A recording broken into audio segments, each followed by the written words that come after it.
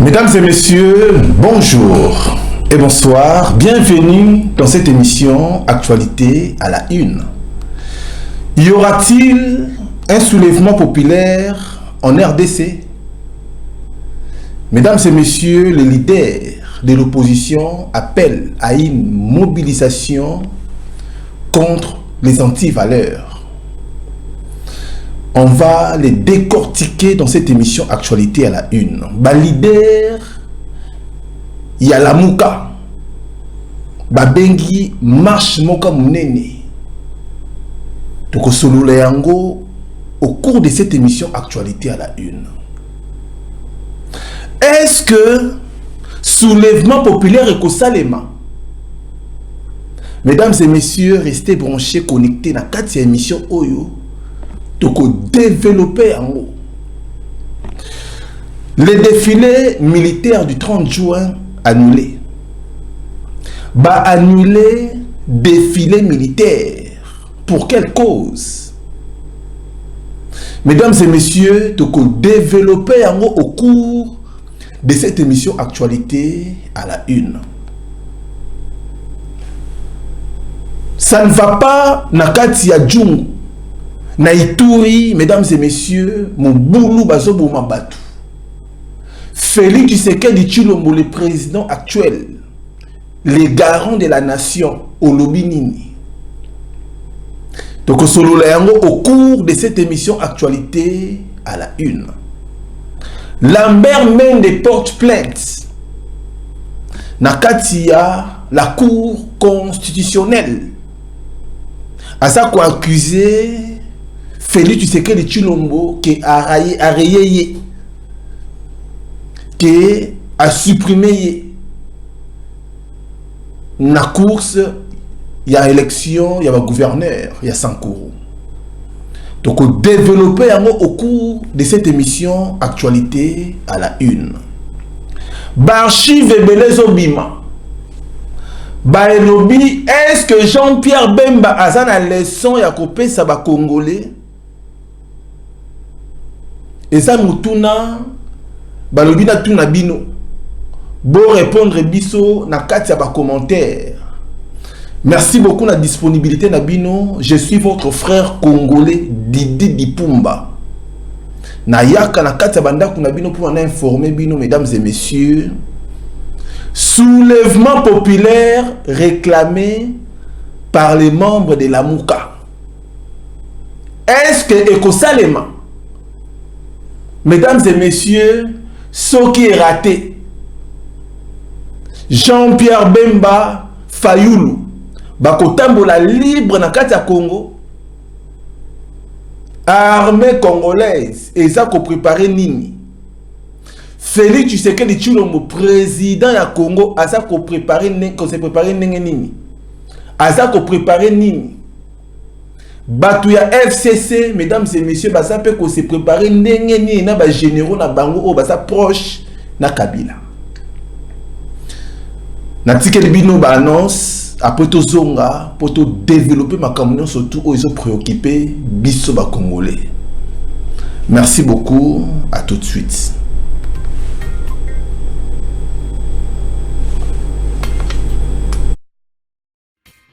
Vous souhaitez investir, vous souhaitez qu'on s'occupe de votre entreprise. BDDS, nous sommes un cabinet de conseil en gestion des affaires. Nous nous occupons de la gestion comptable, de la gestion financière, gestion des ressources humaines, de la trésorerie, mais également de tous vos investissements. Donc on s'occupe de tout. C'est-à-dire, on regarde la fiscalité, on regarde la comptabilité, on regarde la finance, on regarde la trésorerie, on fait vos démarches au niveau de la banque, on va chercher les subventions quand vous êtes une association, on gère à votre place. Appelez, prenez rendez-vous. BDDS veut apporter la sécurité aux entrepreneurs sur le sol africain, européen, avec pour souci votre enrichissement. Que avoir une entreprise, ça va bien au-delà que d'avoir une rémunération, avoir de l'entrée de l'argent et de les sorties. C'est vraiment réellement de se constituer un patrimoine, quelque chose qu'on peut transmettre, même à ses enfants.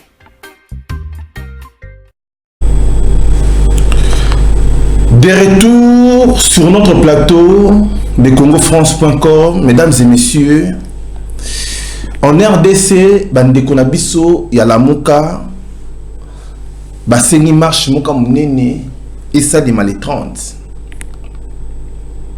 Les 30 biso toyebi et ça jour oyo ba Congolais bazwa ki indépendance na bango na 1960. Lelo tokomi na 2019.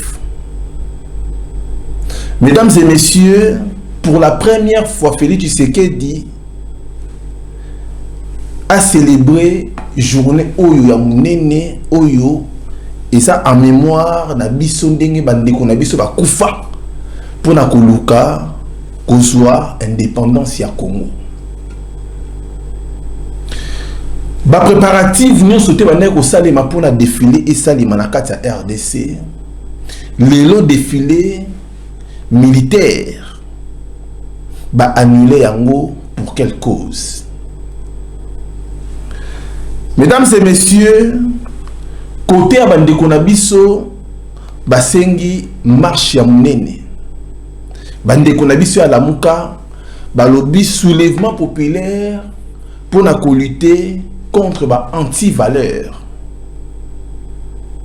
Avant de décortiquer mot anti-valeur, na lingi na pesa bino déjà ba précision ya ba information oyo tout suit. Soulèvement populaire oyo boso yoka, mesdames et messieurs, côté à bato FCC, bato Kabila baza pe ko préparer yango na lolenge moko boye.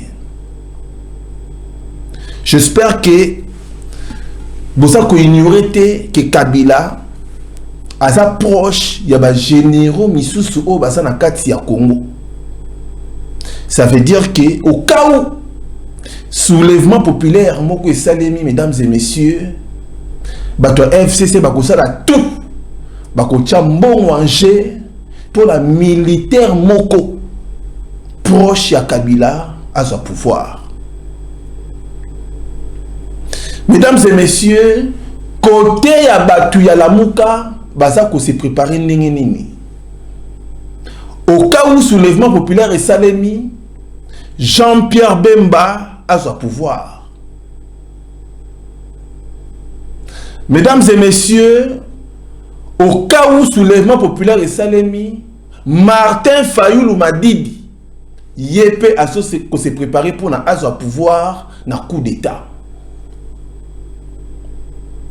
Mesdames et messieurs, côté à Félix Tshisekedi Tshilombo, président ya Congo, Aza peut se préparer au cas où mon boulot est salemi, mesdames et messieurs, ba partenaire na union surtout, ba américain, ba place nous surtout où a l'équipe a signé partenariat, ba koya na renfort na bango na kati ya RDC. Ça veut dire que moto ekopela, bitumbe kobanda, oh mesdames et messieurs, les États-Unis soutenus par Félix Tshisekedi et kozongi c'est la Félix Tshisekedi pouvoir nae mais na lolenge mosusu. C'est ça mesdames et messieurs. Soulèvement populaire. Est-ce que c'est possible et ça les manakazi à Congo? Moi je dirais oui, c'est possible et ça les manakazi à Congo, mais il y a des conditions. Il y a des conditions qu'il faut respecter. Conditions, mesdames et messieurs, il faut qu'on ait à la respecter. Un soulèvement populaire, et ça les makasso qui peuple nous surtout baza uni. Baza na idéologie moko. Ça veut dire que trop c'est trop. Pouvoir ou bomisi bato belé, pouvoir ou ça hors mandat, biso peuple tout se soulever. C'est ça, mesdames et messieurs. Un soulèvement populaire, c'est une révolte. Batu va se révolter, balobi trop c'est trop. Régime oyo, ezo boma, et bomi batu tel, et belé, ba raison, yango et suscité révolte. Na mitema ya batu, puna, ko bengana, président oyo, azo boma batu.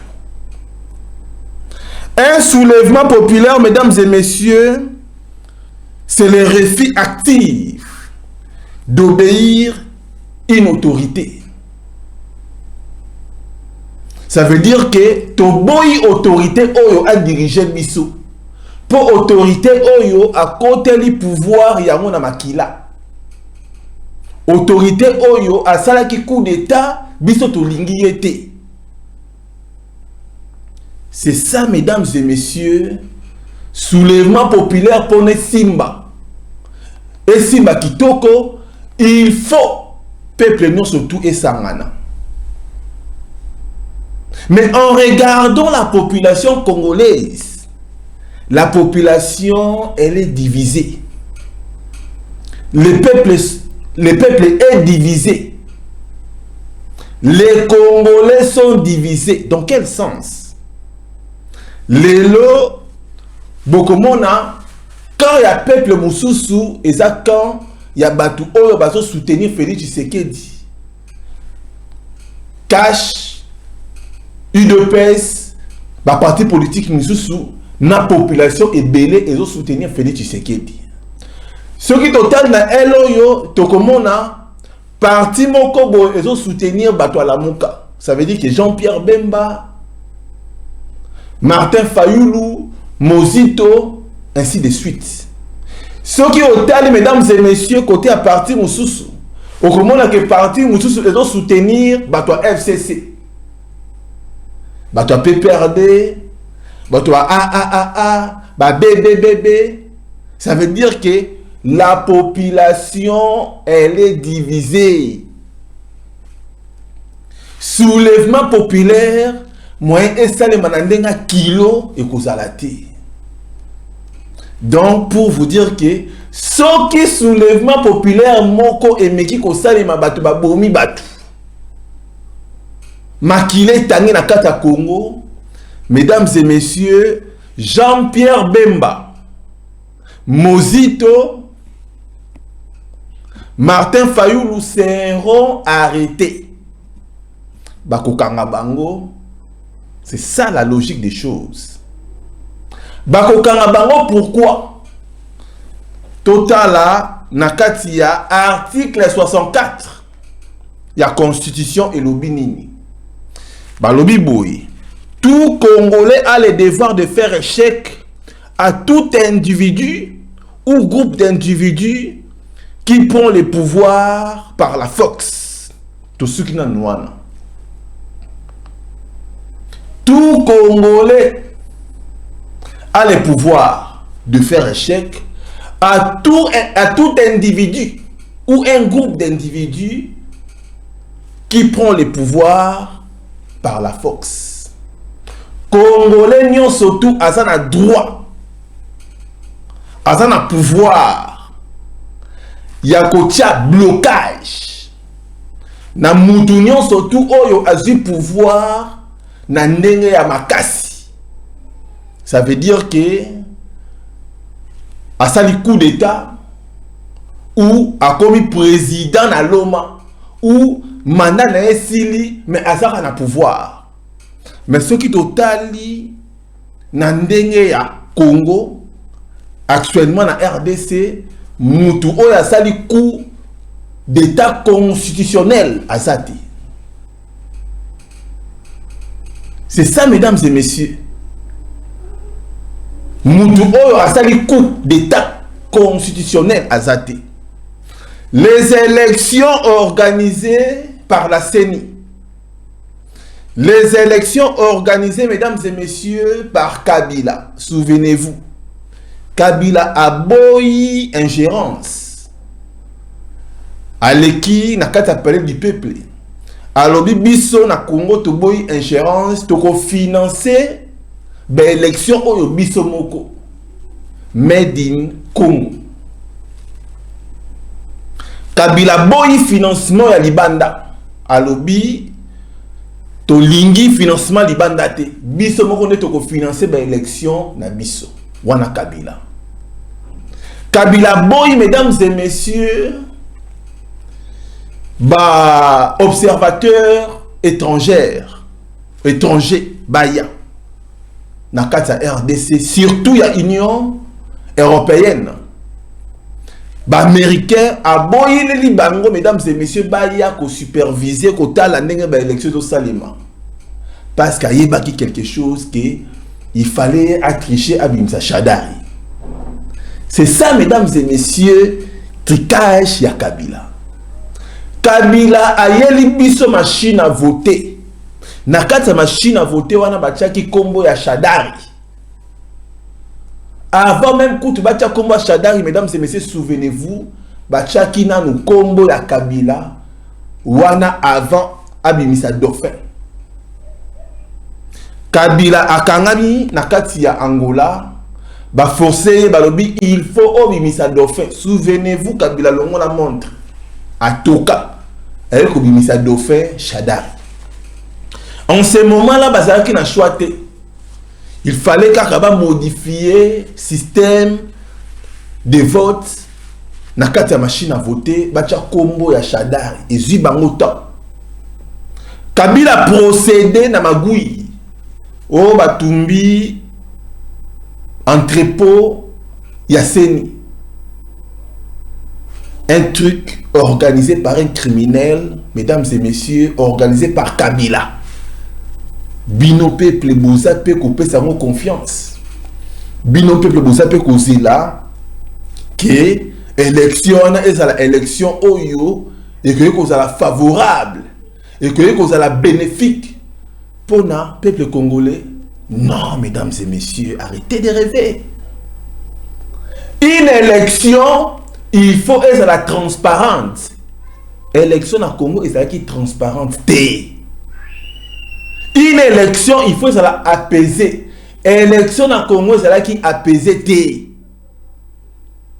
Ba norme, il faut être respectée. En gros, en bref, les élections au Congo ont été organisés par quelqu'un qui ne voulait pas quitter le pouvoir, qui voulait à tout prix, mesdames et messieurs, rester si longtemps, trop longtemps au pouvoir. Alors, Dieu merci, Makamwe Baloki. Kabila n'avait pas le choix. À Meki tricher à Monique, ça ne va pas. Côté Martin Fayoulou, côté yo Félix Tshisekedi, côté kuna Shadari. Peuple congolais télémi, mesdames et messieurs, tolingi Shadari te.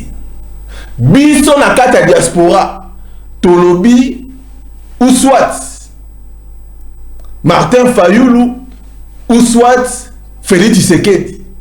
Ceux qui moko na bango bimi to soutenir bango. C'était ça, mesdames et messieurs, nous demandons koloba biso ba congolais.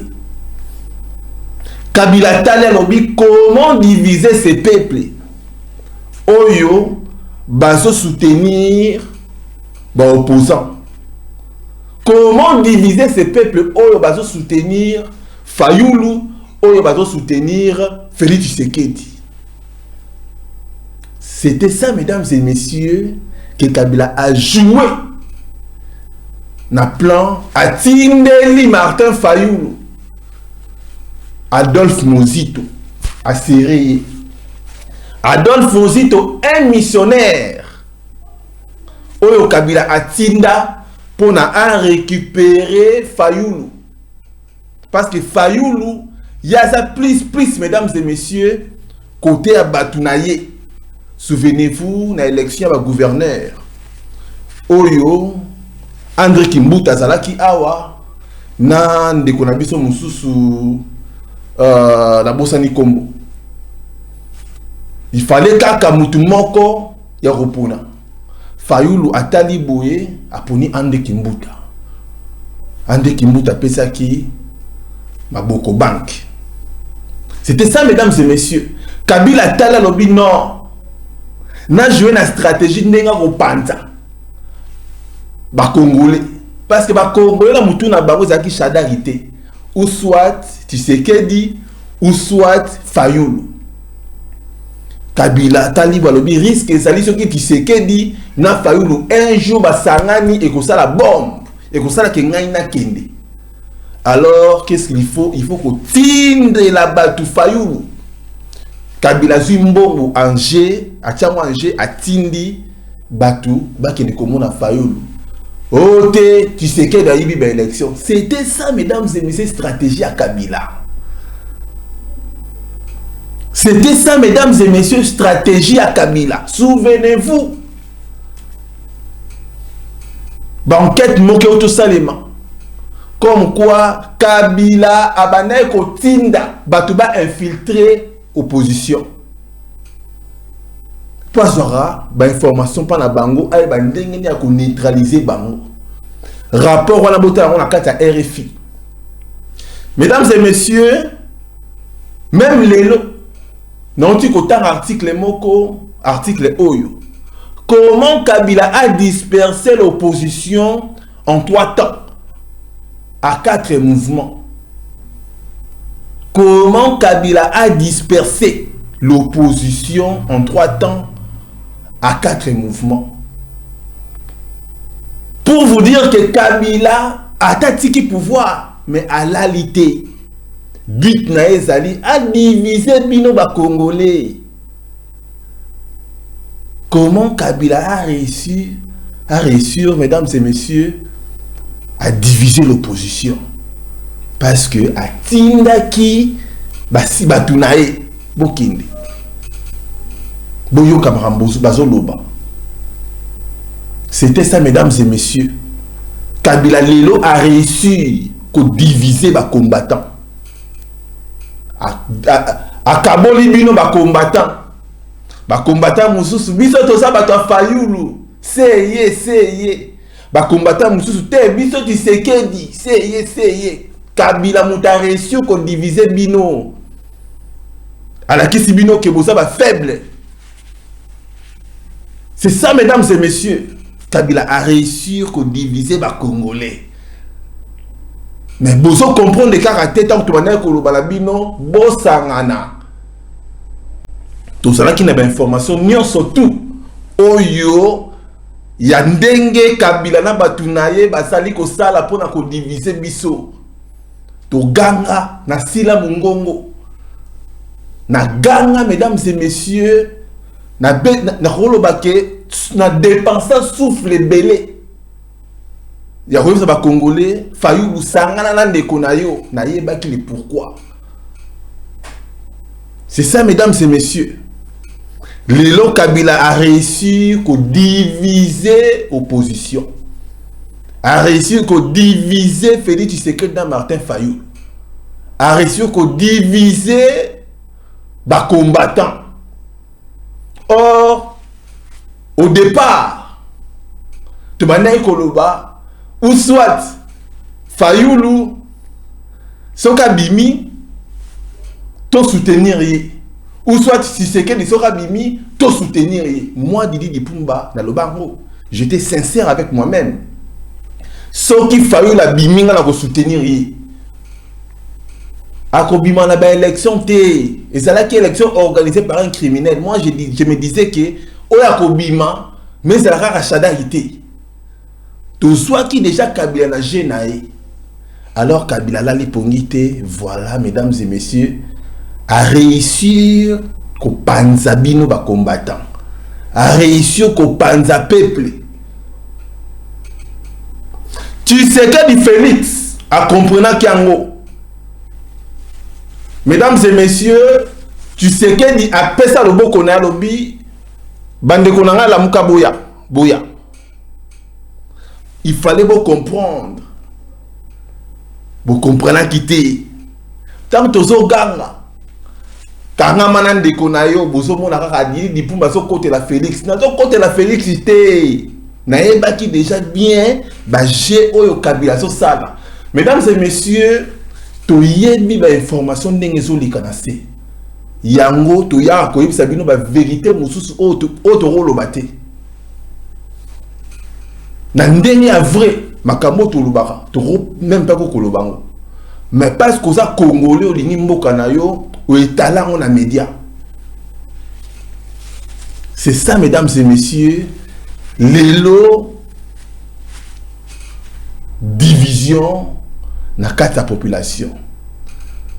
Alors, tout ça, vous comprendre que Soulèvement populaire, moyen et ça les messages. Ce qui bolingi soulèvement populaire et salema. Condition et ça moko. Peuple congolais, Bosangana. Pour se soulever contre Kabila. Soulèvement populaire, il faut ça les manakati à Kingakati. Mesdames et messieurs, là, tout le monde, mesdames et messieurs, seront d'accord. Même nga na soutenir un bon soulèvement populaire, ça doit se passer à Kingakati. Wananga na robenga batunanga bokende. Mais ce que ça dit que soulèvement populaire pour na ba kende ko benga na Tshisekedi Tshilombo na koloba non. Pourquoi na koloba non, mesdames et messieurs? To sali 18 ans voire même 19 ans to la kana se. Ba maman ba papa ba lela nzambe longo na biso Kabila ona muto mboka. Tout ça là 1 million de marches. Na sala des millions des émissions, des milliards voire même. Na ganga mesdames et messieurs. Na gênant pour na mboka. Nzambe sunga biso Kabila alongwa. Ba combattant ba beta batu. Ba combattant ba sala ba marche. Nzambe sunga muto alongwa Kabila. Lelo Nzambe a exaucé bino. Ba combattant mususu ko aloba ki Nzambe. C'est la biso ata moi mbwa moko boye, mais le ngona biso ka Kabila o tila biso ata mbwa moko boye. Nzambe alobi na ko tila bino mbwa na mutu ambuka te. Na pesi bino ndeko na bino Tshisekedi. Mais Congolais se comprendre des karaté. C'est ça mesdames et messieurs. To sali un pas la vie.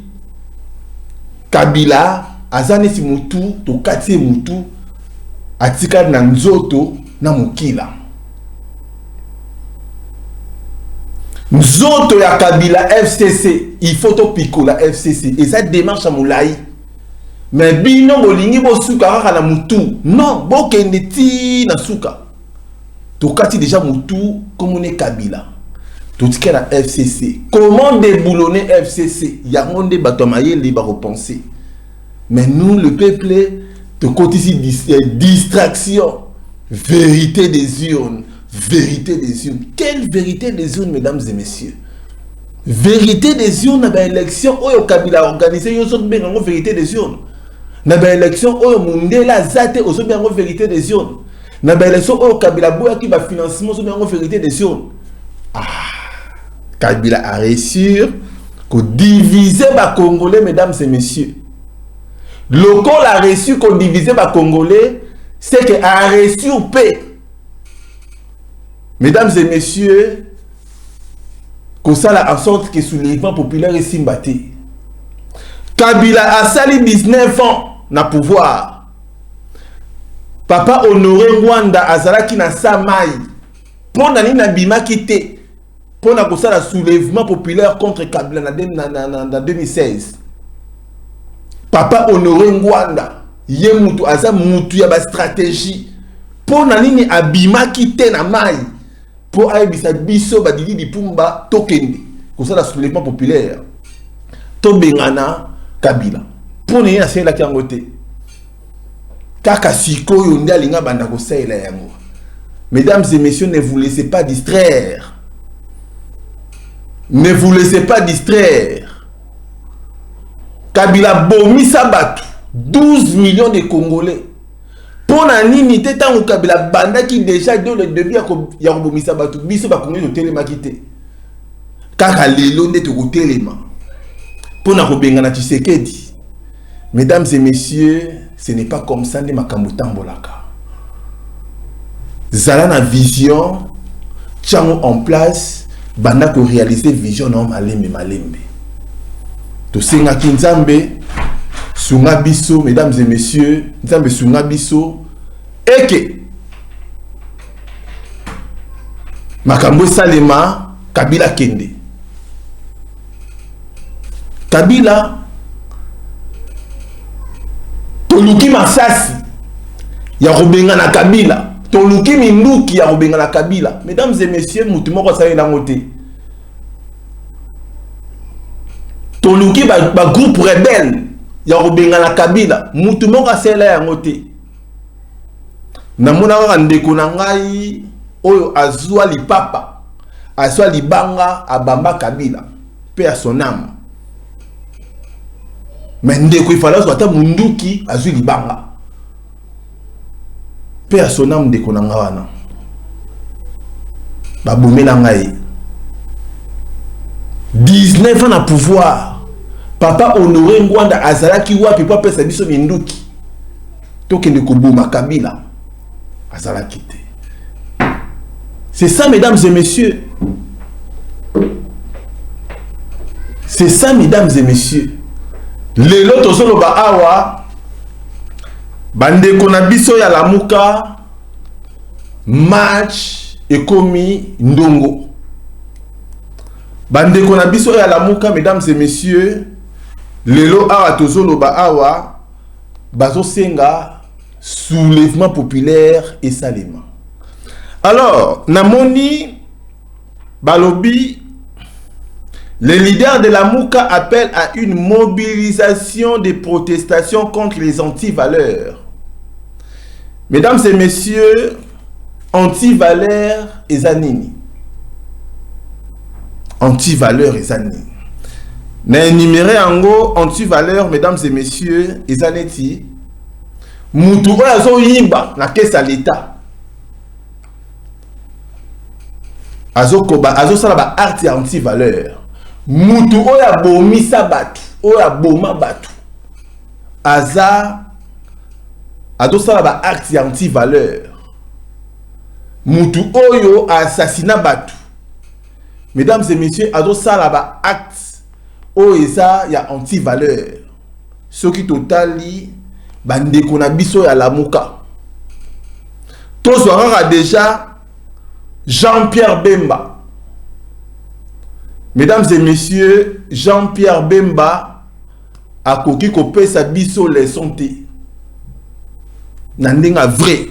Nandenge ya sentiment te ya kozala fanatique. Non.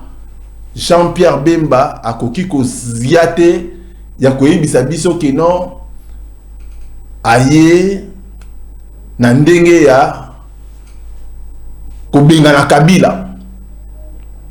Jean-Pierre Bemba a collaboré na Kabila. Jean-Pierre Bemba zalaki vice-président ya Congo pendant 3 ans ou 4 ans. Jean-Pierre Bemba yemutane ko gérer finance.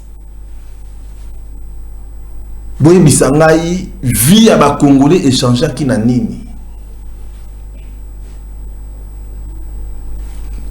Tout va vrai, tout ça va réaliste. Bande konabiso et ba pygmé, lelo bazolela. Baloba qui soit disant que Jean-Pierre Bemba Mutaboma qui va boma bango. Ba plainte ça. Bande konabiso ya ba pygmé. Nde ba bimisa kilo kwa on. Soit disant que Jean-Pierre Bemba za na makambo wana. Ce qui total na 2006. Na 2007, ba militaire ya Jean-Pierre Bemba bazo beta na assassinat militaire ya Kabila. Batu bakufa ibele ngai na perda ndeko ya ami na nga moko. Na 2006 na 2007 na ba élection elekaki. Lelo Jean-Pierre Bemba akoya pona ko libérer biso. Mesdames et messieurs, bino bolobi nini? Mbusa Nyamwisi lelo namoni atiki kutu mangabala muka ex-rebelle bandeko na biso ya Butembo ya Ituri bandeko na biso kuna ba perda bandeko na bango oya famille moko lelo Mbusa Nyamwisi ako expliquer biso nini ke lelo akomi na bolingo ya Congo.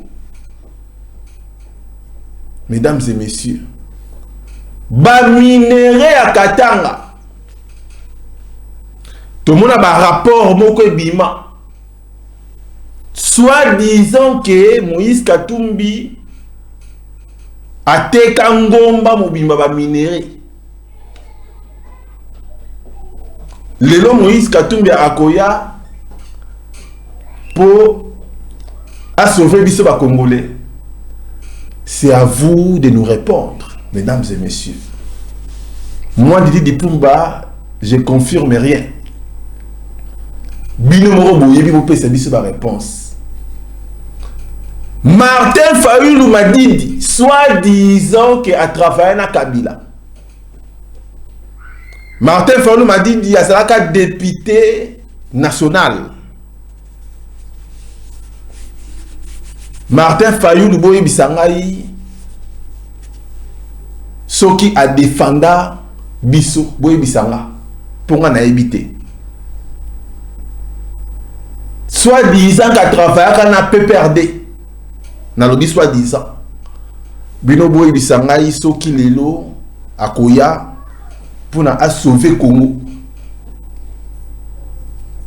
Ngaite na tunika bino question. Mesdames et messieurs, c'est ça pour ne pas aller trop loin. Naoti koloba awa bato la muka. Bango baso ko se préparer ce qui soulèvement populaire et salemi. Il faut Nani Jean-Pierre Bemba a comme président ya Congo. Mesdames et messieurs, na souki sa quitté na silisa quitté l'article Oyo. Article 64 continue et lobi boy. Tout Congolais a le devoir de faire échec à tout individu ou groupe d'individus qui prend le pouvoir par la force ou qui l'exerce en violation des dispositions de la présente Constitution.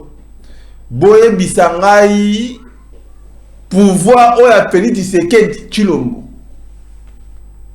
et violer Constitution nini. Balobi qu'il exerce en violation des dispositions de la présente Constitution. Bakosa la coup d'État, peuple ko telema, sauf qu'un président a ça ko violer Constitution. C'est ça, mesdames et messieurs. Ceux qui ont respecté la Constitution, ils ont beaucoup de Constitution, ils ont protégé, ils ont pour les Congolais. Wanande Mabe. Boye bisanga bo commenter. Place nini o Félix Tshisekedi abungisi abuki mibeko. Mesdames et messieurs, toke lisusu totanga constitution kaka. Kaka na kata la même constitution wana. Balobi toute tentative de renversement du régime constitutionnel constitue une infraction imprescriptible contre la nation. Toute tentative de renversement du régime. Ceux qui ont dit ça la coup d'État, ont renversé pouvoir. Yamutu Oyo, Seigneur Lobi qui est président. La Cour constitutionnelle a dit que à sa président, monde entier a dit que Félix Tshisekedi n'est pas président. Ceux qui ont renversé yango, mesdames et messieurs, bakokanga yo. Yango na lobby, bande kona biso ya lamuka, tolingi bino mingi. Ceux qui mobule salemi, batu bakufi, ata 2 personnes bakufi. Bakokanga Jean-Pierre Bemba, bakokanga Martin Fayulu. C'est ça, mesdames et messieurs. Héros bazala libre. Héros bazala libre. Na ebisi binango déjà. Na prémédité en côté, c'est la réalité. Ceux qui soulèvement populaire et miri ko sale mabatu bakufi. Bakokanga Jean-Pierre Bemba. Jean-Pierre Bemba déjà lobaki na meeting. Alobaki nini, mesdames et messieurs. Alobi mobulu te na marche. Kobuke loka mutute, kobuma mutute, kosala mabete ayebaki. Jean-Pierre Bemba tout ça la 10 ans dans la prison. Azo ko éviter makambo ya vérité des urnes. Martin Fayoulou ya lobi oyekoya eya. Martin Fayoulou, mesdames et messieurs, aza na liste ya batuana. Au cas où mutakufi, au cas où babomi, bapanzi, mesdames et messieurs, barokanga, ba auteur. Na outi cause information kaka sikoyo, balobi Ngobila, Gentini Ngobila, ou a commis gouverneur lelo, ou a sala ki gouverneur ya yumbi batu bakufa ikuna, na rappelé bino kaka. Lelo Gentini Ngobila, a bengisi ba leader ya Lamuka, a bengisi ba on peut pas signer document pour autre quoi annuler yango, ba to Lamuka ba insister ba il faut ezala kaka. Gentini Ngobila a outi ko s'initier, mesdames et messieurs, nani ba to Lamuka mikanda au cas où mutakufi le 30 juin bangone mutu bakozala ba responsable. Bato la Mouka, baza piégé, mesdames et messieurs. Donc, ce que nous voulons laisser les mis, na ebisibino déjà, ndekona biso Fayoulou, na kasa makala. Jean-Pierre Bemba, na kasa makala. Alors, Nini Koleka. C'est ça, mesdames et messieurs. Na bandeli sous na roloba, que moi, Didi Dipumba, je suis prêt à accepter soulèvement populaire Oyo, si seulement si que soulèvement populaire Ango et conseil de Manakingakati. Sauf que conseil de Manakati et Kingakati, je suis d'accord. Nakoluba Fayoulou, Jean-Pierre Bemba, nous soutenir Bino gratuitement. C'est ça, mesdames et messieurs. Pour Namboka Langai, nous avons besoin de Kimisa. Nous avons bloqué Congo, le avancement Congo, c'est Kabila. Tant que Kabila sera au Congo, mesdames et messieurs, tant que Kabila sera au Congo, rien ne va bouger, rien ne va changer. Ça démontre quoi? L'unité des Congolais pour chasser cet individu à Kabila, pour déboulonner ce système dictatorial. Merci beaucoup, mesdames et messieurs, tous les qui dans le dossier Oyo. Dans le 30 juin, défilé Isate, dans le bac déjà, dans le début de l'émission, que défilé Oyo, et ça défilé Moko, déjà ciblé. Selon la sécurité, conseil à sécurité à Félix Tshisekedi, proche à Félix Tshisekedi, de BBC a annulé en gros. Parce que ceux qui défilaient Salemi, il paraîtrait que la précaution côté à FCC, ça qu'on s'est préparé déjà pour éliminer physiquement Félix Tshisekedi Chilombo. Qui était en courir dans le podium à Vandi, Balkaneni a éliminer. Tant que ba éliminer, ba oloba kete, ils a battu à la Mouka, nde basali yango. Pour na ba Congolais, ba kende ko s'apprendre na battu à la Mouka. Alors na cadre wanande confusion et ko salema. Yango battu sécurité à Félix Tshisekedi balobi annuler loko yo. Et loko yo, c'est quoi annuler yango te ba ko assassiner yo. Tant que ça la discours, bah calculer yo, bah béto masasi. Tant bah béto masasi, bateau bah bété masasi que ça bateau FCC. Ou bah tindi bah corrompre, mesdames et messieurs bateau. C'est une information aujourd'hui pour la éliminer physiquement. Mesdames et messieurs, dans ce temps-là, c'est le bango. L'information aujourd'hui, ils ont qui va relouer parce qu'on s'approcher na bateau la Mouka. Le coup la bateau la Mouka bah ligne pouvoir mingi. Bah, qu'on finit à collaborer et au comme un partage du pouvoir 1+4. Toujours dans 1+4. C'est ça, mesdames et messieurs. Tous les qui n'a dossier, oh, mesdames et messieurs, na kati ya Ituri, Moboulou et Samakasi.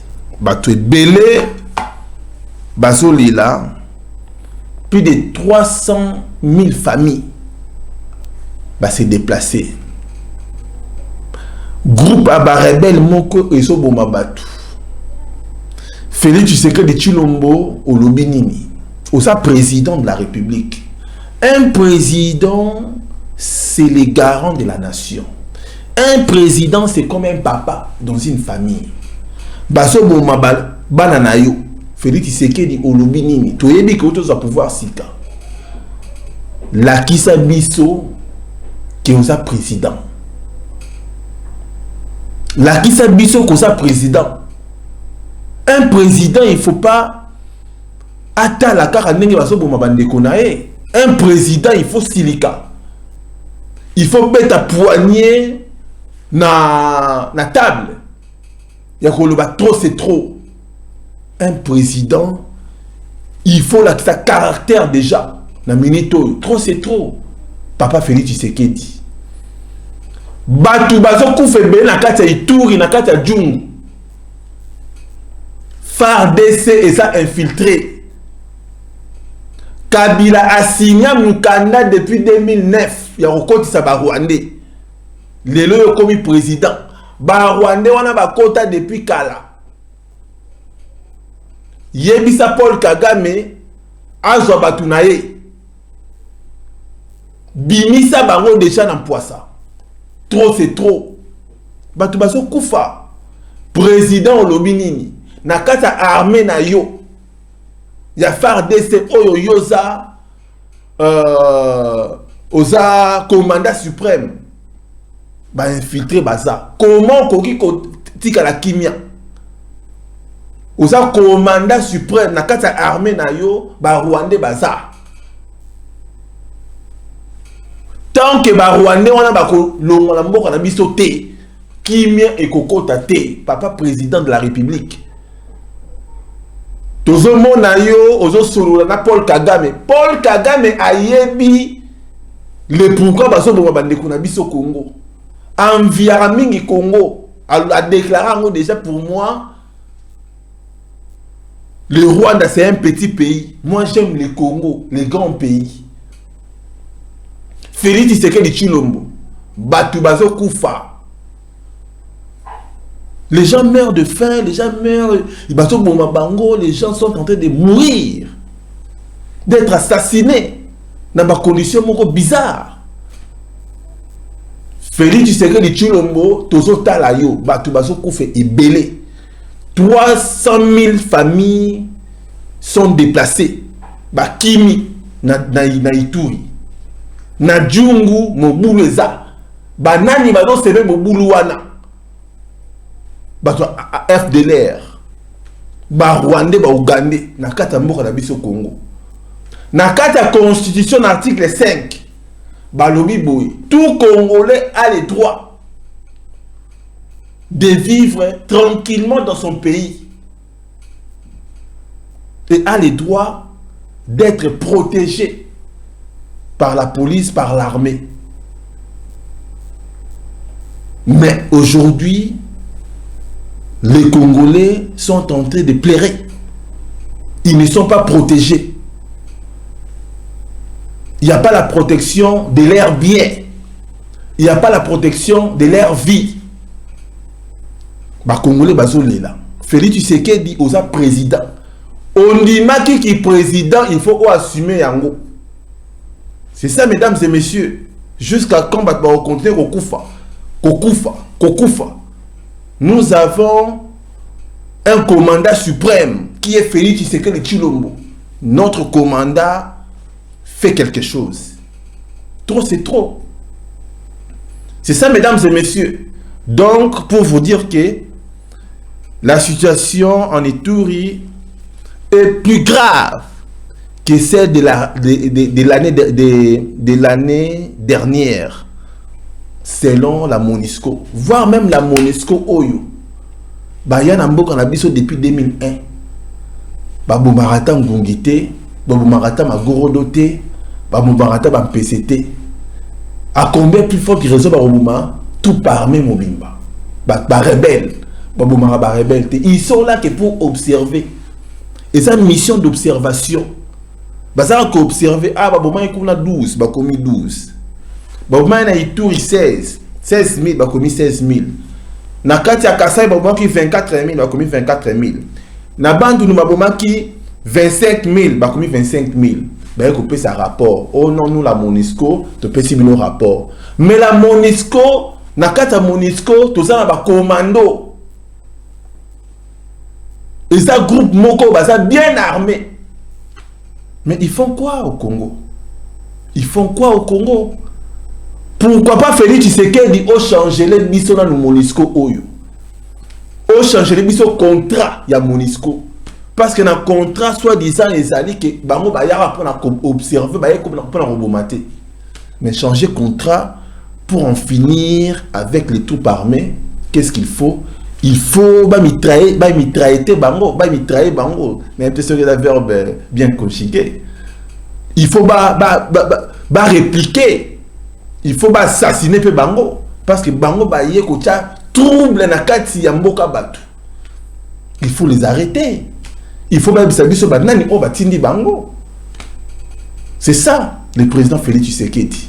Tant que Monisco est là, tant que la Monisco est en train de jouer un jeu au double jeu, il n'y aura pas la paix au Congo. Ils sont là pour voler parce que tout le monde a qu'à. Voiture à Monisco, grand car à Monisco et Kouei, ni ne bimi na kati, bakobalt. Ça veut dire que l'économie cop na bango bata Monisco. Lelo la Monisco peut ça rapport. Oh te na kati ya Ituri situation ça bien té. Mais ce qui situation ça bien té, bino boswara combien par mois mbongo boswaka. Pourquoi boto ko akosili ça problème oyo il y a insécurité parce que la Monisco ba ya na mission ya ko tia kimia. Comment ba ko ya ko tia kimia? Ceux qui vont observer.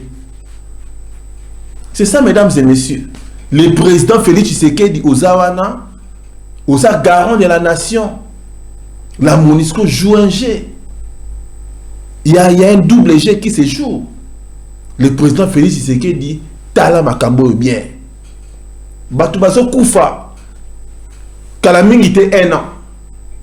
Kalamingi était 2 ans. Kalamingi était 3 ans. Kalamingi était 4 ans. 5 ans et kobete la yo. Au salelo romorote, batubaro sekayo. Au loba qui trop. Au IDPS à loba qui trop, état des droits. C'est le moment, Félix Tshisekedi. C'est le moment. C'est le moment. Ce que je dis là, oh, te na kosala. C'est le moment ya kosala. Toi, le président Moussou te oya kosala la biso makambo. C'est le moment où tu décider. Il n'y a pas longtemps, au mois de mars, contraire à Monisco Silaki, vous l'avez renouvelé en 9 mois. Il n'y a pas longtemps ici aussi que tout le monde a que non, il nous reste ce qui 3 mois. Mandat na bango ici là. S'il faut signer avec des Américains, bah ya, mais signer avec un bon contrat, au bakoya ko éliminer, ko éradiquer, ko sili sabato parmi wana. Là les Congolais seront contents. C'est mieux de faire yakulungola na Monisco balongo. Na kati ya Angola ba Monisco ba salarata, na kati ya Angola ba Monisco ba salarata. Monique na Angola, na habité na limité ba salarata. C'est toujours au Congo parce qu'il y a des minéraux au Congo. Félix Tshisekedi sinon te biso ba congolais to ko regretter pour la ligne de vote kiyo. C'est le moment d'en faire quelque chose, de dire non, trop c'est trop. Sinon, tu vas koufa. Nous sommes en train, nous aussi, les Congolais, il y a que maboko. Toujours tchao maboko pour na yope au sa décision. Alors, ceux qui 2 ans, 3 ans, 4 ans, et commis, tu calcules le bilan, tout le monde qui bilan à 0. Moi, tu voté aux ressources en 2023 et vous allez. Wana, tu repona. Moutoumoussou.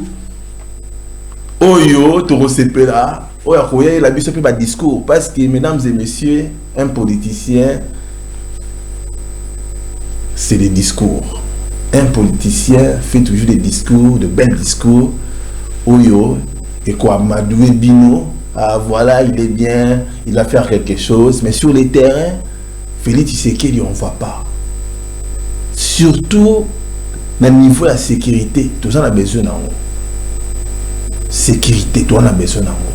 Tant qu'il y a dans Djung, dans Ituri, dans Massissi, dans Est, dans Goma, il y a des Rwandais. Paul Kagame, soit Rwandais, na Bango. Ça demande quoi, Félix Tshisekedi? Paul Kagame, trop, c'est trop. Prends tes Rwandais qui sont na Bango. Parce que Bayaka, na air, il y a Joseph Kabila. Joseph Kabila n'est plus le président.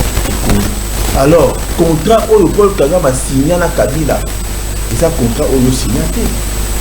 Yosa innocent, oui. Tout ce qui a été signé pour neutraliser Congo, abolir Congo, supprimer Congo. C'est ça, mon président, parce que, voilà, mesdames et messieurs, merci beaucoup. Bonjour, la David Sebele, problème, sous ça, problème, il y a Lambert Mende. Lambert Mende à Kotisaka, dossier naïe, azala gouverneur. Il y a gouverneur, il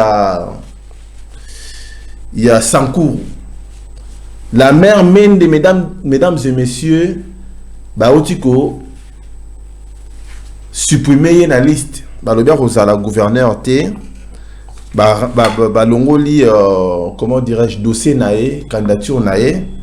Donc, Lambert Mende Azana a l'objet de saisir justice, la Cour constitutionnelle, pour la Cour a décidé que Bazong Isaïe a besoin comme gouverneur, il y a Sankourou.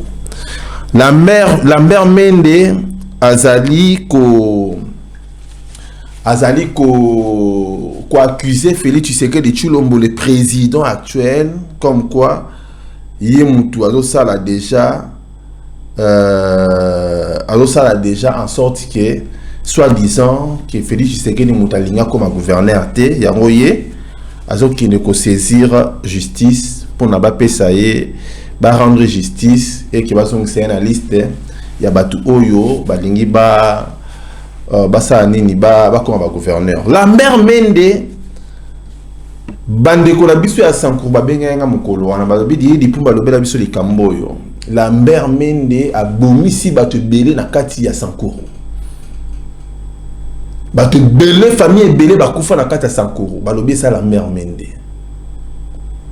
Lambert Mende soi-disant alingi a créé ba groupe moko neti oya makambu na kati ya Kamuna Sapu pour na ko éliminer gouverneur oyo a supprimer ki candidature nae.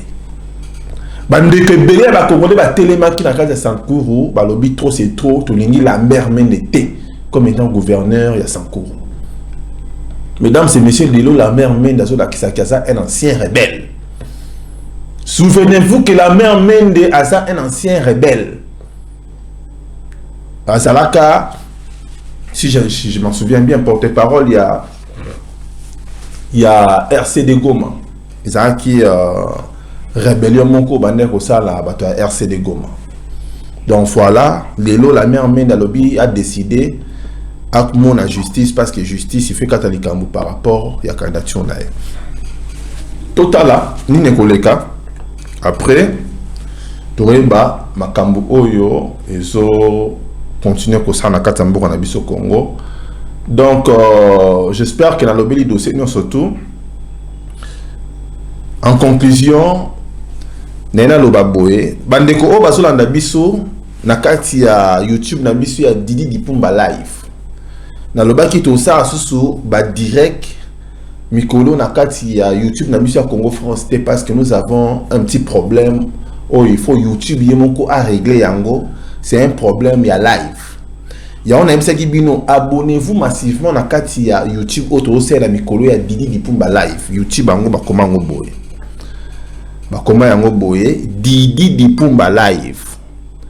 Bo s'abonner wana ne eko permettre biso bino bandeko boso landa biso bo intervenir en direct parce que ceux qui osent en direct moyen ont intervenir exacté bandeko bazolanda nga na kati ya YouTube wana ya di pumba live na remercier bino mingi bobenga biso tout de suite pona bopesa ba suggestion na bino par rapport à ba sujet oyo tolobeli so on a quelque chose à koloba benga biso na numéro na biso oyo boyebi bobenga biso comme ça qu'on permettre biso ya koyoka pe bino mesdames et messieurs voilà tozo comme na sur l'émission oyo nazana besoin encore recevoir au moins 5 appels alors ce que ça na likamaro par rapport à ba sujet auto évoqué na kati émission benga biso et que ça la biso bien mais benga biso oyo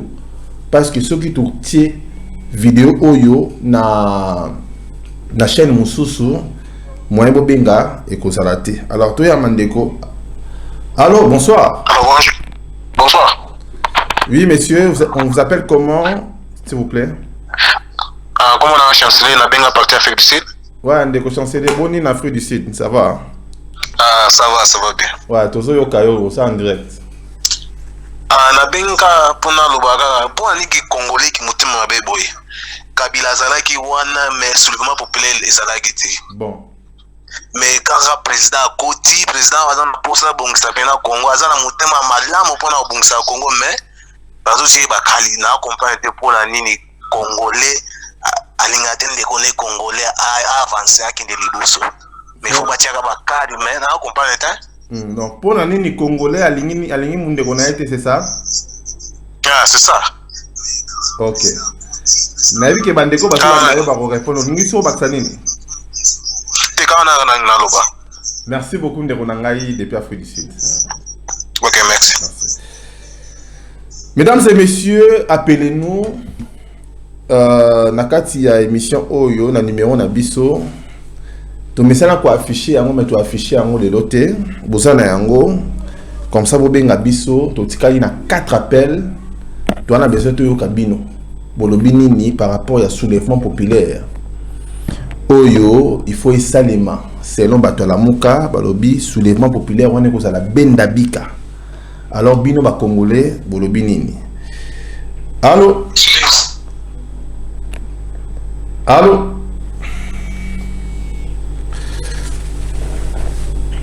Allô? Oui, bonsoir. Oui, bonsoir.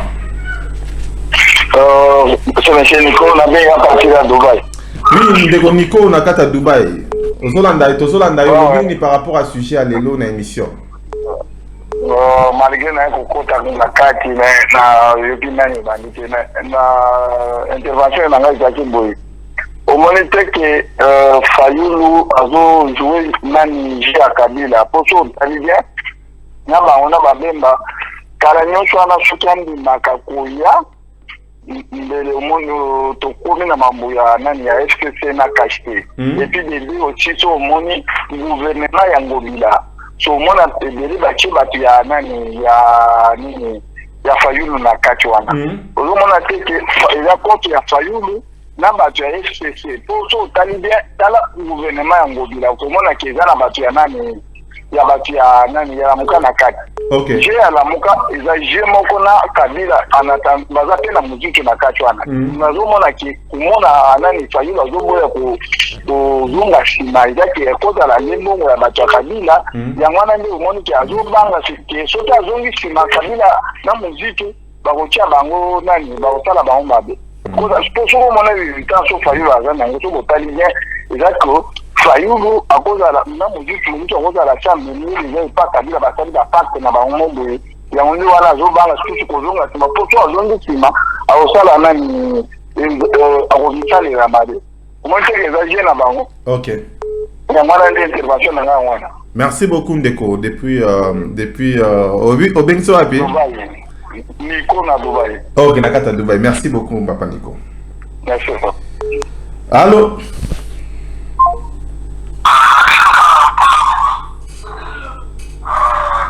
Allô? Allô? Allô? Didi? Oui, allô, oui. Allô? Allô, papa? Allô, monsieur, et Kataki, Tozo Kayo, s'il vous plaît. Ouais, je vous appelle à partir de l'Allemagne. Ok. Donc, nous avons intervenu la fois passée temps au Banaki Michel Nao. Maintenant, je peux répondre à l'autre sur l'intervention en live. Oui. Mais Didi, na zone na biso ba Congolais toujours ba mingi kama ba généraux rwandais oyo ba mingi ko infiltrer na kati ya armée na biso. Na zone ba boye. Ce qui te dit que ça la clair en ce mouvement il y a ko nommer kotanga ba kombo ya ba généraux wana oyo baza na kati ya armée na biso. Et comment lokola et loko moko boye neti moi citation moko chaque fois que nous sommes infiltrés, nous avons des infiltrés na kati ya armée ba généraux wana baza na kati ya armée. Mais ngai na yo ata moko te si azo courage ya kotanga kombo ya bato wana. Pona nini kambwana izo sama ni wana. Siko ozo monte ke binye biso mo peut toujours participer na kati ya complot wana parce que toujours kotanga ba kombo ba généraux te toute mise à liste ya ba généraux wana comme ça te ba kolanila ba généraux wana nationalité effectivement ezali nini comme ça et que ça la clair toi ba que non bato on va infiltrer armée na biso ba biso passer ezali bato boye toujours le bagage à chaque fois toujours réagir toujours à chaque fois toujours réagir à quoi bon va discuter toujours ça là toujours continuer ça là. Alors donc revenir le Cambo il y a déboulonnement il y a FCC en tout cas papa le Cambo ezali grave. Les Cambodgiens FCC ezali grave. Simple fait que Kabila ceux qui azo continuer qu'on soit force wana ezali biso moko ni toujours qu'on soutenir ye.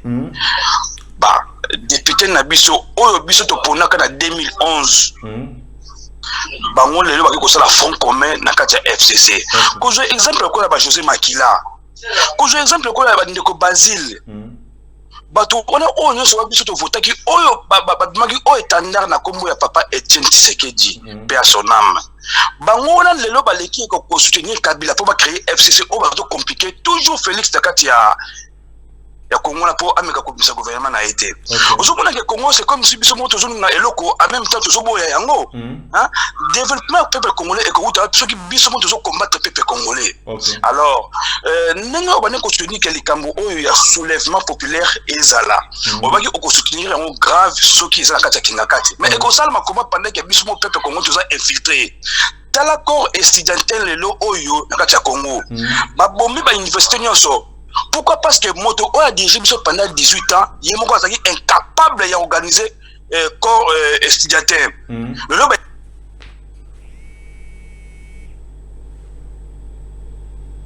Alors, banani bako joua. Allô? Très bien, papa. Que le lot élite exact dans le Congo. Voilà, parce que le lot élite dans le Congo égalité. Le lot politique est comme chance et le compamba. Montonio sont comme côté la raga et le comoro que non avant je m'en fa côté la politique.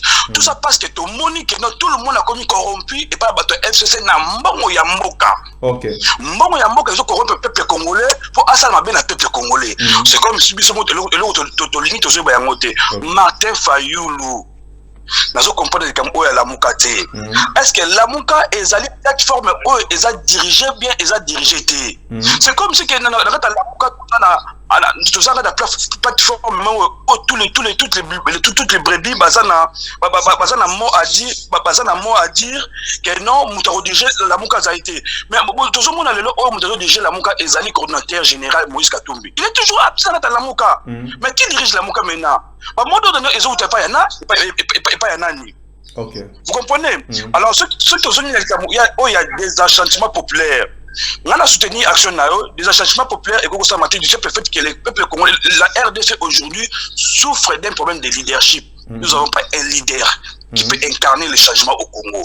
Néanmoins, soutenons les fils que Tshisekedi a continué action na gouvernement pour na to juger après 5 ans na vérité des îles et que les sous thématique de distraction to ligne makambo na dit ça pire mal à la distraction. Voilà, merci à ceux qui sont là. Merci beaucoup. Mesdames et messieurs, en tout cas, comme Nasuka, on a l'équipe déjà 5 personnes. Alors, ceux qui bossent dans le Kambaroloba, vous s'abonner et belé na katia YouTube Oyo, il y a Didi Dipumba Live. Et pour permettre Bino de intervenir parce que Borobeng Abiso tena héros yo déjà tolali.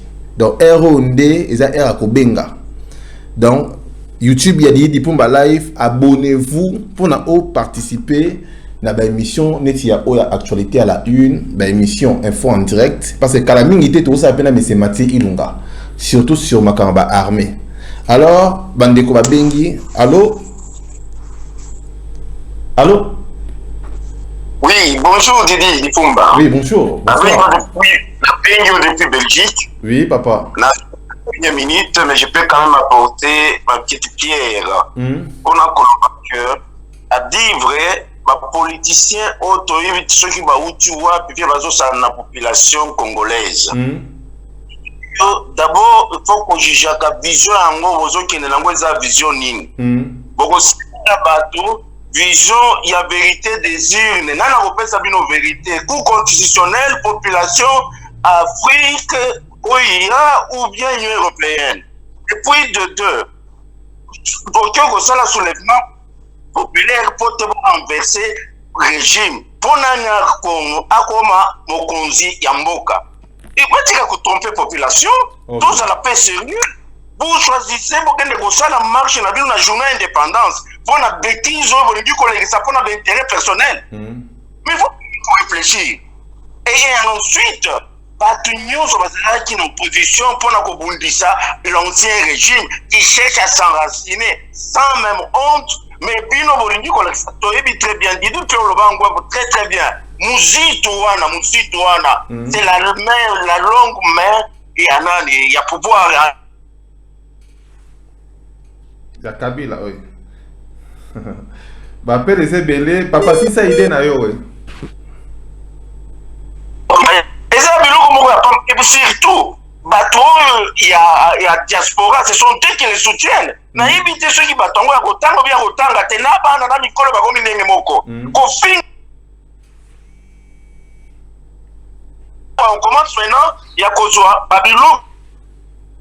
Au sala une sorte et y a comme attention na bakamata ki wa discours na message à 2009 oh ba continue ba soda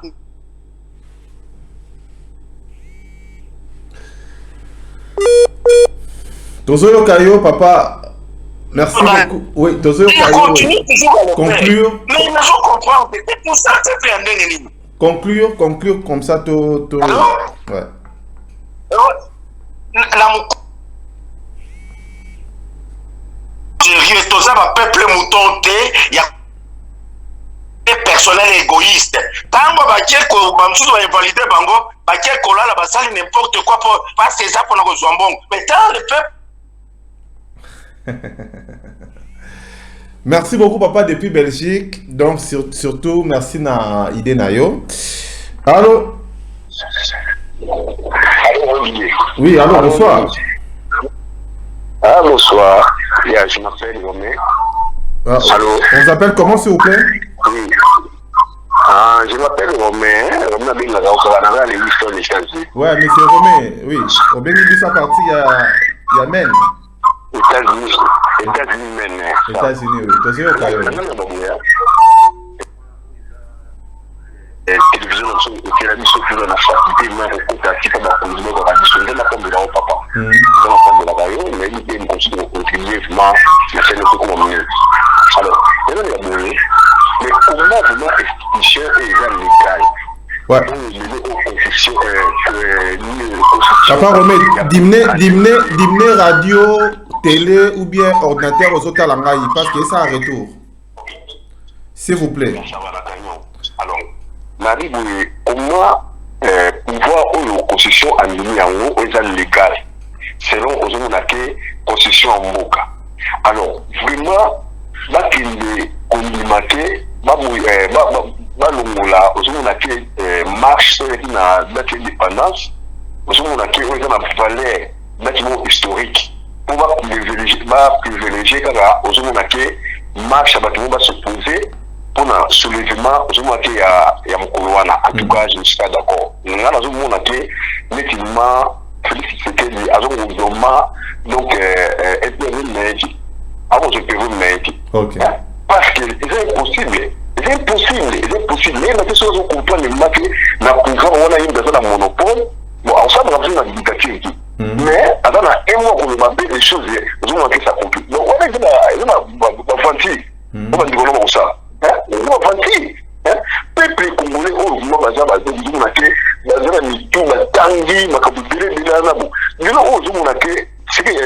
Félix a le pouvoir. Bien que ça là, on est dans le peuple et on se perd en haut. Alors la voix, nous avons été maille au Kenya, on fait pas maman dans le développement. Pourquoi pas? Nous avons été dans la position de soutenir. Pourquoi pas? Quand nous avons été dans le pouvoir, pour nous, nous avons été à mourir, nous avons été au maximum de bénéfices. Mais si on maximum de bénéfices, ça les a pris la nuit. Et on va monter la nuit. Et nous, alors, et non, soit nous, nous avons hérité, c'est que dit, comment on va mourir? Est-ce que, ah oui, comme manager maté, la armée, on a peut-être la force, on a la Mokili Oyo, et je me dis, Mokili Oyo. Avant, ça va me jeter. Pour la Suisse, on a que la rébellion, on a l'Est, et on a son ennemi. Est-ce que Félix a la police pour nous? Parce que si on peut même nous dire, on a ce qui s'agit à signer avec le diable, nous avons le gars pour pouvoir à signer. Pourquoi pas Félix a signé Nadia? Mais comment les signes nous avons à corrompre? Nous avons des occidentaux à la bannie. On est aussi ça pour qui est contre l'amour. Pourquoi on sait non? Merci beaucoup. Merci. Non. Vraiment, en tout cas, j'en ai marre. Attention, on fait des tours. J'en ai marre. C'est pas bon. Soulèvement, on s'en va. Félix a répondu. Avec qui il y a un moment, ça va nous en dire. Pour aller dire ma vie, opposition. Merci. Merci beaucoup, mesdames et messieurs. En tout cas, je remercie Bino Mingi pour vous landingai. Vous s'abonner à la chaîne, il y a Didi Dipumba Live. Parce que il y a une nouvelle chaîne où il y a Bino Mingi. Didi Dipumba Live et qu'on permettre Bino Bobenga Biso en direct il y a émission. Dans l'émission actualité à la une. Bon, yango mingi en direct awa na Didi Dipumba Live. Émission info en direct to sala tout à l'heure na monsieur Mathieu Ilunga. To sala yango na YouTube ya Didi Dipumba Live. Émission à débat actualité to sala yango prochainement et qu'on est toujours en direct na kati ya Didi Dipumba Live. Émission oyo boromona yango pe en différé na kati ya Congo France. Parce que Congo France est souvent un problème. Il y a ça en direct. Il y a un sujet, tout juger pour créer une nouvelle chaîne car pour ça en direct pour faire participer Bino, Bobengaka, n'engi bozo pesa pe ba idée na Bino boy. D'où il y a émission Oyo ezalaka na sala ngonga mokote, na sala ngona Bino. Place de fois ezali boza rakate ya koyebisa ngai. Place ya ko compléter ezali boza rakate ya ko compléter. Yangwana ni nazana besoin pe bo participaka na émission ndenge émission ezaboy. To comme nasuka mesdames et messieurs appel ese belé mais moyen to yamba lesusu appel et ça té émission na biso et comme nasuka en conclusion o na koyeko loba par rapport ya sujet à lelo avant to yamba monsieur Mathieu Ilunga na émission auto ça tout à l'heure na monsieur Mathieu Ilunga conclusion nga ezali soulèvement populaire, c'est bien, il y a ça de yango. Mais basala ka soulèvement populaire, kaka soki mutu aza en place. Kaka soki mutu oyo azo diriger bino aza hors la loi. Kaka soki mutu azo diriger bino azo boma bino. Kaka soki mutu azo diriger bino azo respecter mibe côté ndenge lobi na kati article 64 que mutu azo diriger bino soki aza ko exercer yango en violation à disposition ya constitution nde ezo permettre Congolais non surtout à se révolter. Alors ce qui n'est pas le cas aujourd'hui. Mutu azo diriger biso Félix Tshisekedi même si a signé l'accord na Kabila. Na loba ki on a émission les cas qui nga Didi Dipumba na zo sepa na accord wana te. Nga Didi Dipumba na zo na sepa na accord wana te. Pourquoi na sepa na accord wana te? Parce que Kabila a bomi sa bato belé. Mais ngai na sepela ndenge Félix Tshisekedi a solola pour na Kabila longwa. Na sepela ko solola Félix Tshisekedi et ça te Kabila tikala wana. Non. Pour na biso ezalaki Kabila longwana Comme ça, biso to koye bane l'autre sala. Au lieu to fana to sangana, to longola est bien, to déraciner bien, to tine na kati ya CPI ou to kanga e biso moko ba congolais, mais bino ba congolais bosa divisé. Kabila siko comme ko longa bino. C'est ça mesdames et messieurs. Nga personnellement na sepelaka te accord wala ndenge salema. Mais c'est juste un accord. Mesdames et messieurs, un accord ezalaka des accords, ça existe. Il y a moyen à causer l'amour des accords. Un accord ezalaka éternalité. Même moi si na mobali kutu ba ko bala na famille ba kabwana. Nazo soutenir ba tuba kabonate na famille. Mais la coalition oyo ya FCC cash nazo souhaiter yango et kabwana. C'est ça mesdames et messieurs. Alors et loko na ina continuer au loba ba congolais totika distraction ya vérité des urnes. Vérité des urnes oyo soki bozo kene nango kaka vérité des urnes Kabila kozonga na ebisi binango déjà vérité des urnes quand bo kene nango bo o to lingi Tshisekedi te Kabila kozonga tango Kabila kozonga na Fayulu o la vérité des urnes wana mesdames et messieurs borolela e pour Fayulu aza entouré na bakabiliste na ebisa rabino comme Adolphe Muzito un jour vous comprendre en haut au lieu de sangana vous bengani déjà Kabila alonga na pouvoir au lieu de sangana bozo luka toujours il y a division bozo luka toujours il y a créer tension que ndeko na bino oya solo laki boyebi maloba babenga ngo arme la parole c'est une arme. Munduki, c'est aussi une arme. Mutu musu se ko benganae kana maloba. Mutu musu ko benganae osimbeli nzete osimbeli munduki obengani mutu wana. Félix Tshisekedi Tshilombo a bengani Kabila na maloba. Atiki si pouvoir na maloba. C'est aussi une arme. Tous on voit la légèreté. Si Kabila longé pouvoir à l'ongé na maloba, qui pouvait croire que Kabila n'a coupé que l'on a pouvoir? Qui pouvait croire que Kabila a coupé que l'on? Nous tous ici on plairait. On plairait. Ah, Kabila kaka l'ongwa. Nous tous ici, mesdames et messieurs, nous tous ici, on gênait. Moi personnellement, j'ai fait des jeûnes et prières. Voilà. Car pour la Kabila na longwa. Aujourd'hui, Dieu a exaucé nos prières. Azui Kabila longo lié. Mais au lieu de la vision na binoti na souka, to déraciner Kabila wana. Mais bino bozolinga, boum même la distraction à vérité des urnes, il y avait élection au le cas il y a 6 mois. Kabila na FCC bazo préparé au cas où soulèvement populaire et salemi Moutoua doit pouvoir armé. Tu sais qu'il peut laisser faire tes conclusions dans la wana. Asana ba américain. Ba américain ba otala bango boy. C'est ça mesdames et messieurs. Na boy na pesa ba détail monsieur je passe que monsieur Cécile. En gros, peuple congolais a divisé.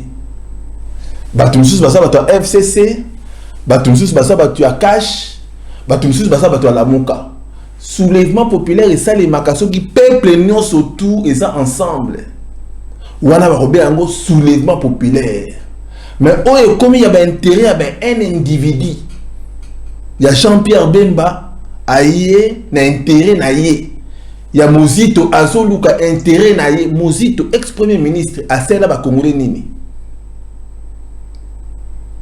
Jean-Pierre Bemba, ex-président de la République, vice-président de la République, à cela Congolais nini. Toboy ko kende musika. Peuple congolais, mboka nese abiso, mutako sa biso te. To sangana pona ko bengana nde Kabila. To sangana pona ko piko na nde FCC. Là je suis d'accord. Ce qui bolobi que soulèvement populaire et que ça de manakata kingakati, moi je suis d'accord. Na ko ça la campagne, il y a ko mobiliser batou pour la soulèvement populaire et ça de manakingakati. Mais ce qui soulèvement populaire et que ça de manakati ya ndako Tshisekedi na lobi non. Non et non. One est commis N et commis ma B. Soulèvement populaire nakati ya kingakati. Nzamba lola pambola biso. Tozoya ma mese Mathieu Ilunga na émission Oezoya tout à l'heure to sara mese Mathieu Ilunga a ko expliquer biso sous bien makambu ya soulèvement populaire pe makambu ya ba makambu surtout ya armée. Restez branchés, abonnez-vous massivement nakati ya congofrance.com, nakati ya YouTube à Congo France et puis nakati ya YouTube Oyo ya Didi Dipumba live. Ngana bino tokutana tout à l'heure dans l'émission ya Info en direct. Merci beaucoup, au revoir.